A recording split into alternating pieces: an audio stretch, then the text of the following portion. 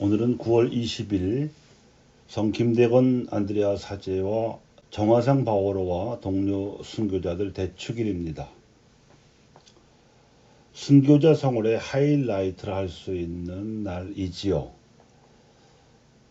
금년도 순교자 대축일에는 이제껏 잊혀지거나 가려진 인물들 중에서 그분들의 생애가 현식이 우리 교회의 사도직 현실과 전망에 시사점을 던져주고 있는 한국 천주교회사의 몇 장면을 옴니버스 형식으로 상기시켜 드릴까 합니다. 공통적으로 이분들은 유학이 국교처럼 분리받은 조선사회에서 양반 출신이거나 백정 출신이거나 신분에 상관없이, 또한 여성 지도자로서나 양반 출신 관노비로서나 백성을 대변하는 역할로서 유학의 지식과 신분 질서를 디딤돌 삼아 천주교의 진리와 새로운 질서를 승화시킨 선조들이시오 진리를 본 의인들이십니다. 우선 시복 시성이 되신 순교자들의 대축일 이름부터가, 그 대표적인 이름은 모두 남성으로만 불려왔습니다만, 오늘은 여성 순교자들 가운데 대표적인 인물로서 강완수 골룸바를, 그리고 비록 치명의 기회를 얻지는 못했으나 순교자 못지않게 신앙을 증거한 인물로서 정난주 마리아를 생각하면서 그분들의 생애와 신앙에 대해 들려드리고자 합니다. 그리고 조선이 성리학적 이데올로기에 입각하여 부당하게도 신분 차별을 제도화시키고 사람을 짐승처럼 부리며 인권을 유린했던 그 엄혹한 시절에 천민으로서 천주교 세례를 받은 후 내노라 하는 양반 선비들과 교우로서 당당하게 친교를 맺고 실제로 주교 요지를 통해 정약종에게 백성의 언어를 가르침으로써 조선 복음화에도 기여한 천민 출신 황일광 시몬에 대해 이야기하고자 합니다. 강완숙 골룸바는 한국 천주교회 최초의 여성 회장이었습니다. 그는 양반 가문의 서녀였고 남다른 지혜와 담대함을 지녔음에도 불구하고 가부장적 질서가 유달리 드셌던 당시 세상에서는 여성이라는 이유로 나설 수 없었습니다. 그는 홍성의 양반인 홍지영의 후처로 들어갔으나 남편 홍지영의 줏대 없고 용렬하지 못한 성품을 보면서 절망스러웠는데, 천주시리라는 책을 읽으면서 천주교를 알게 되고 나서는 모든 것이 달라졌습니다. 그는 먼저 남편과 가족과 친척들에게 천주교를 알렸으며, 특히 그 사이가 편하지만은 않았을 시어머니와 전처의 아들에게까지 깊은 감화를 주었습니다. 그러다가 조선 최초의 선교사로 입국한 주문모 야고보 신부를 만나면서 그는 골룸바라는 세례명으로 정식 입교를 했고, 그의 청명함과 지도력을 눈여겨본 주신부는 교리를 연구하고 선교하고자 조직한 명도회라는 단체의 여회장 임무를 강골룸바에게 맡겼습니다.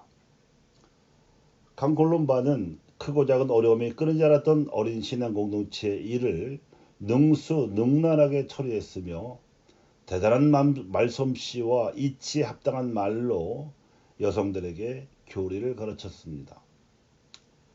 그는 양반가의 부녀자들 뿐만 아니라 왕가의 여인들과 그들의 하녀들, 자신의 모습과 하녀로 있던 이들에게까지 골고루 전교했습니다.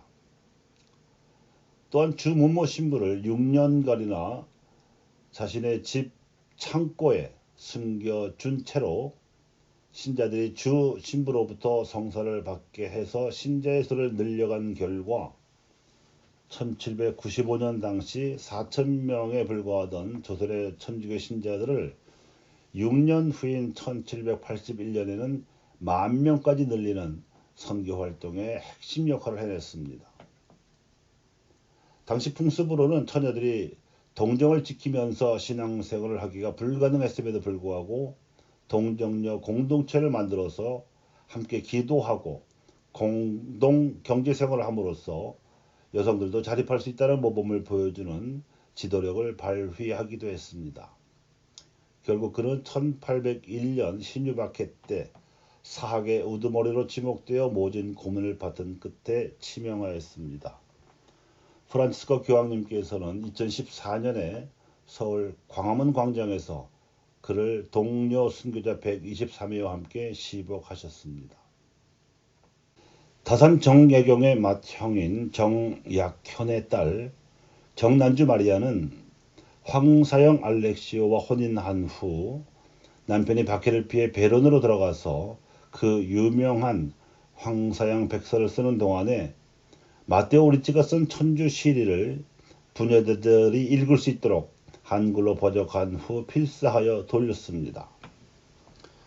황사영은 약관 16세의 초시, 17세에는 복시에 장원 급제할 정도로 천재적인 실력을 인정받아서 정조 임금의 청회를 입고 출세길이 보장된 처지였으나 처숙인 정약용의 인도로 천주교에 입교한 후 입신양명의 길을 버리고 신주박해가 발생하자 천주교를 옹호하는 입장을 백서에 담았습니다.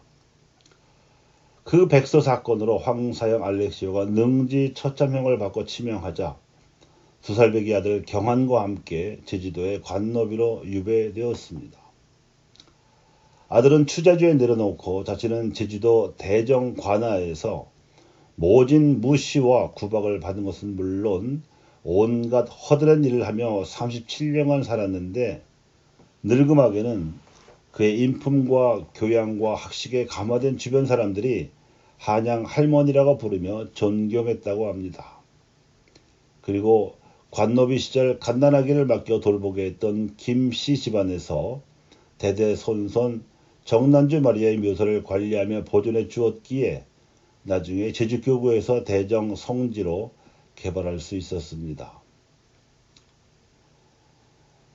1994년도 제주교구 순교자 현영대회에서 당시 교구장 김창렬 주교님께서는 이렇게 강론하셨습니다. 신앙의 탓으로 이 고장에 유배된 유일한 증거자인 정마리아 난주님을 순교자라고 말씀드리는 것에 대해 놀라지 마십시오. 왜냐하면 우리 보편교회도 피 흘려 순교하지 않은 많은 이들 중에서 어떤 분들은 순교자로 공경하고 있기 때문입니다. 오늘날 제주섬이 복음화되고 있는 기초는 최초의 신앙인으로 유배와서 관노비면서도 양반의 품위로 섬김의 삶을 살았던 정난주 마리아입니다. 충청도 홍주에서 태어난 황일광은 천민 출신이라서 어린 시절을 어렵게 지냈지만 놀랄만한 지능과 열렬한 마음, 명랑하고 솔직한 성격을 두루 갖추고 있었습니다. 1792년 무렵 홍산에서 이 존창 루도비코 곤자가를 통해서 시몬이라는 세례명으로 천주교 신앙을 받아들인 그는 더 자유롭게 신앙생활을 하려고 동생 황차돌과 함께 멀리 경산도 땅으로 가서 살았습니다. 그곳 교우촌에서 그는 양반의 신자들이 천민 출신인 자신을 교우라고 부르며 형제처럼 대해주는 데 크게 감동했습니다. 1800년에는 황일광 시몬이 경기도 광주에 있는 교우촌으로 이사했는데 이곳에는 정약종 아우구스티노가 살고 있었고 당시 정약종은 주교요지를 쓰기 위해 구상하던 중이었습니다. 황일광은 정약종과 교우로 지내면서 정약종에게 서민들의 말투와 어법 등 백성의 언어를 가르쳐 줌으로써 정약종이 주교요지를 서민들이 이해하기 쉬운 한글로 쓰게 하는 데 크게 일조하였습니다. 교리에 있어서는 정약종이 스승 노릇을 했으나 언어의 표현 방식에 있어서는 황일광이 스승 노릇을 했던 셈입니다. 주교요지는 문화사적으로나 교회사적으로 매우 중요한 가치를 지니는 서적입니다. 첫째, 이 책은 한글로 쓰여진 최초의 대중교리서입니다. 1790년대 조선사회에서 저술된 대부분의 책들은 모두 한문으로 작성되었습니다.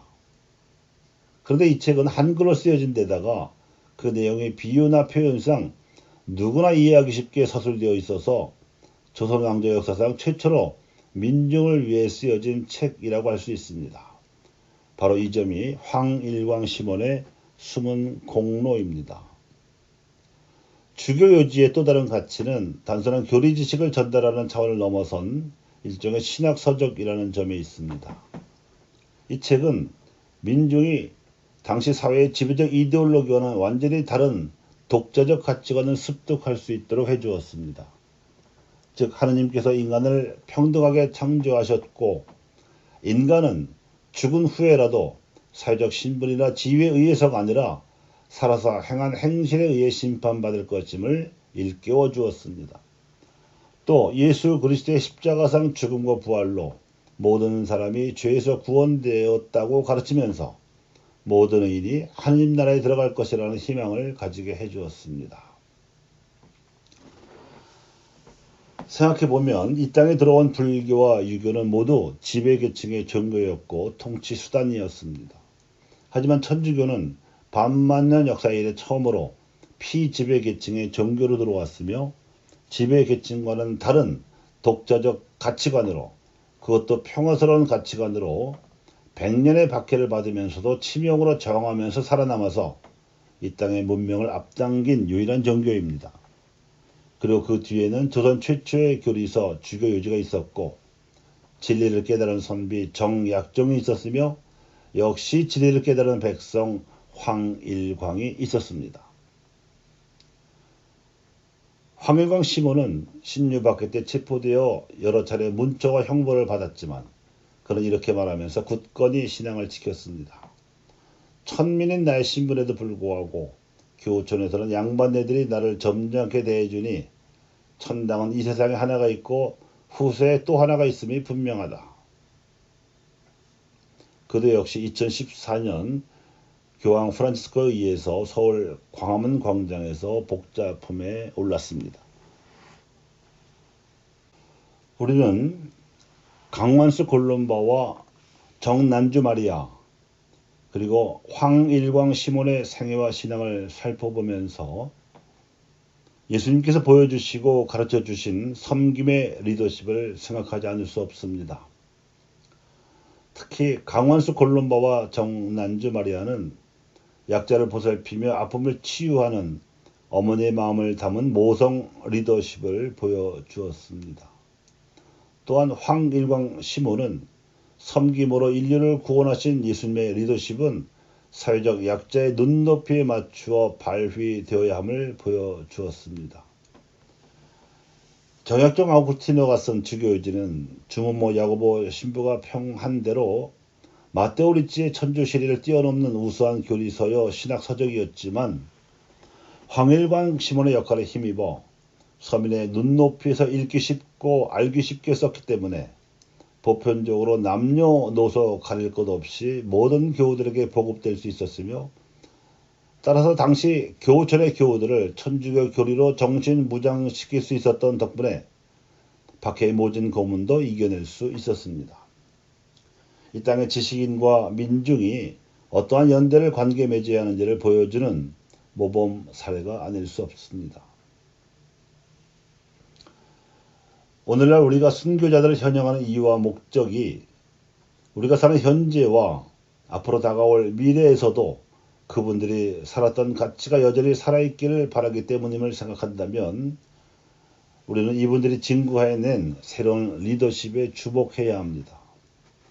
이 새로운 리더십은 여성의 리더십, 섬김의 리더십, 그리고 사회적 약자의 눈높이에 맞는 리더십이라는 세 가지 요소가 필요하다는 것이 앞에서 살펴본 세 분의 신앙 선조들의 삶으로 밝혀졌습니다.